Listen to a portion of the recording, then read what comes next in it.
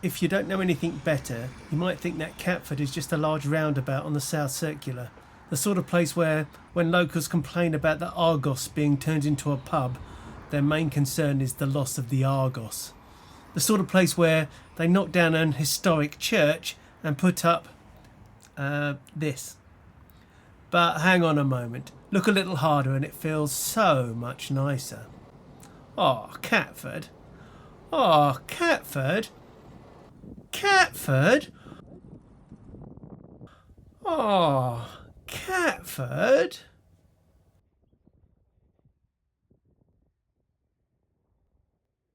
So, I'm here today to visit modernist St Laurence's church. I'm not sure yet how I feel about it. It's so roady here. Nowhere to park my bike. Cars and car parks. Oh, I need to look and see.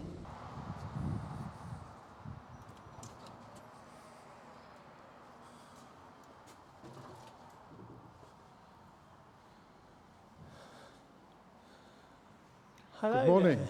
Good morning. Welcome to St Laurence Church. Thank you very much. I'm Father Charles Pickstone. I've been the vicar here for some 30 years, I suppose. Watch how the marvellous Father Charles doesn't miss a beat when I essentially accuse him of being 30 years older than he actually is.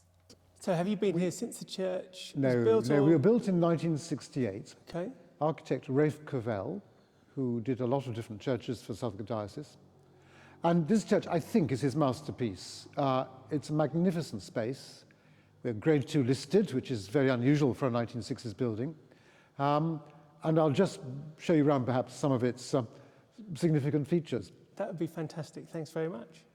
First thing, as you probably noticed, there's a very narrow entranceway which you came in through. Yeah. I think that's quite deliberate.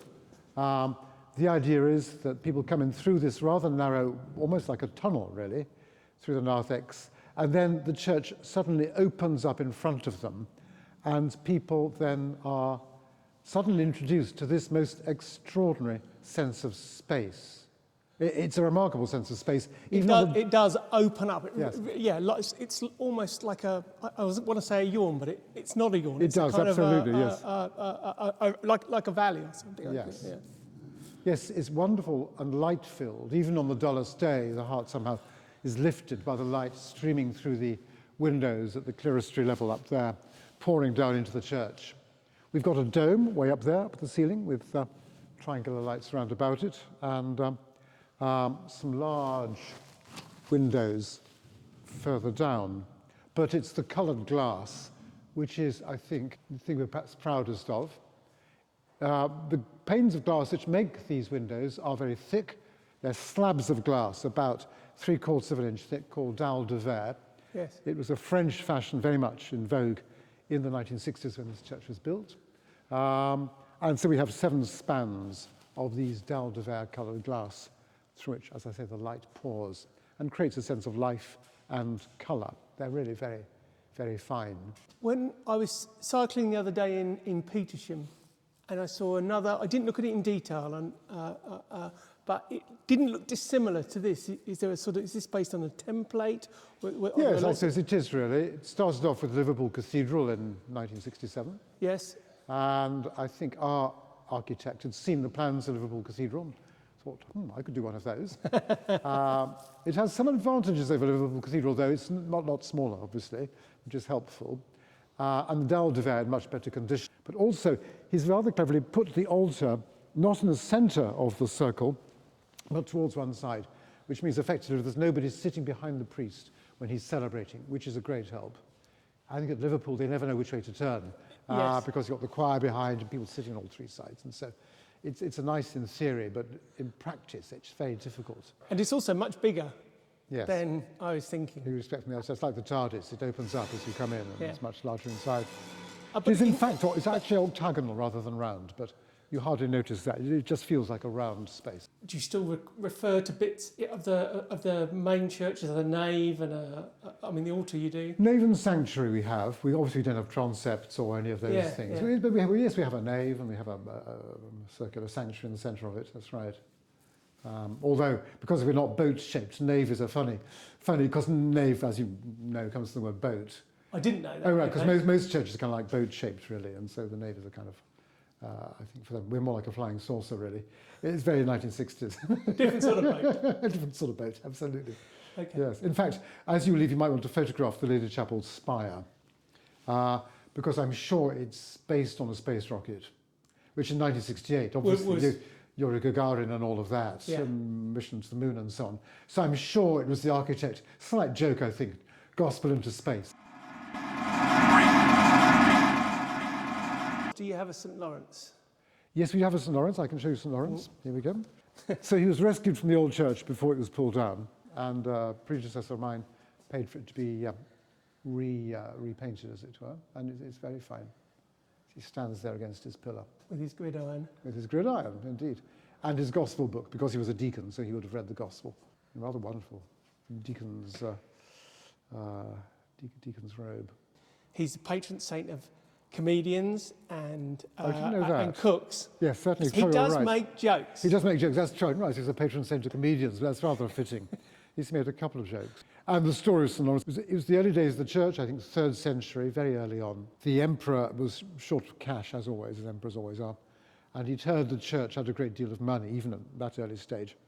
And the story goes that Laurence, being a deacon, was like the parish treasurer, and Laurence was summoned to the emperor to bring all the treasures of the church. So he said, my lord, I'll be back on Monday with the treasures of the church. So Laurence turned up on Monday, not with cash, but with the halt, the lame, the blind, the poor, and the crippled. And he said, my lord, here are the treasures of the church. Sadly, the emperor's theology wasn't very good and sentenced Laurence to death, to be burnt to death on the gridiron. So I think that qualifies as a prank. So yes, I would think so, yes, yes, absolutely. He was put to death by being burnt on a gridiron, and when the flames are licking at his body, he said, turn me over, this side's already done, which kind of gallows humour, which is kind of was very effective and endeared him to all. His feast days in the very hottest days of summer as well, so I think that's also no coincidence. Do you have barbecues at the... We do have barbecues, yes. Generally around St. Lawrence Day, we tend to have a St. Lawrence Day barbecue. It's awesome. Perhaps not very tasteful, but it works very well. Another interesting feature are our Stations of the Cross, which were painted specifically for this space by a chap called John Collins, who was, at the time, the artistic director of the Royal Shakespeare Company. These are his only paintings that we're aware of. And occasionally we get drama students coming along to see what he did for Stations of the Cross, but they are particularly powerful. And we start here and then we kind of work our way around the sequence, right the way around to the end there, to Jesus' burial. And he's kind of taken elements of the church and the cross that Jesus is carrying there. You might say looks a bit like a concrete beam in a sense. So he's taken elements from the church to use for his pictures. Although that cross there looks more like wood, the wood of the pews possibly. But they're very simple, very stylized, rather stark, very appropriate to architecture. When was this created? That was a few years later, that was the early 70s, I think, about 73, 74. I think this was rebuilt because the old church was knocked down. Yes, that's right. And not because there was a problem with the old church. Well, it had always leaked and it was badly damaged in the war and not well rebuilt. But no, it was a huge Victorian Gothic church of no particular distinction. And they wanted to widen the South Circular Road, and they pulled the church down in order to do that. In fact, they never got round... It wasn't to build the Laurence house? No, it was it was to widen the South Circular, which they never subsequently did, in fact. But then they built Laurence House on the edge of the road where the church had once been. So if you want to look round at the church from here, sort of facing the other way, you get a sense of its particular feature, which is its sense of inclusiveness. Everybody is included, and unlike many shoebox-style churches where the altar is way up the far end, here the altar is at the heart of the people. And so people are radiating around the altar in a kind of amphitheatre style, if you like, which means everybody's included, everybody can see, everybody can hear. That's the choir over there? The choir sit over there, that's right, with the organ in front of them. Okay. So the organist can actually conduct from the organ stool if he wants.